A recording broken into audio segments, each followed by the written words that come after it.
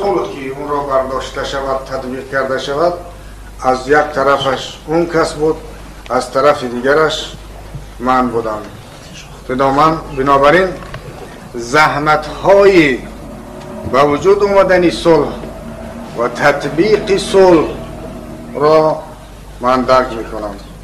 این آدم از همه چیزش گذشت، از همش، از کماندیرهایش گذشت، بعضی رهبرهای سیاسی که در اطرافش بودن گذشت، حتی در بعضی موردها از جانش گذشت. من در اون خسته که آقای رحمانوف رفته بود جگر در کار بود و خودگذشتگی باید آدم از جانش میگذشت باید اونجا میرفت. و یا درای تنگی است که کاملا در اختیار ما بود. هر کاری که میخواستیم حتی افغان ها کدام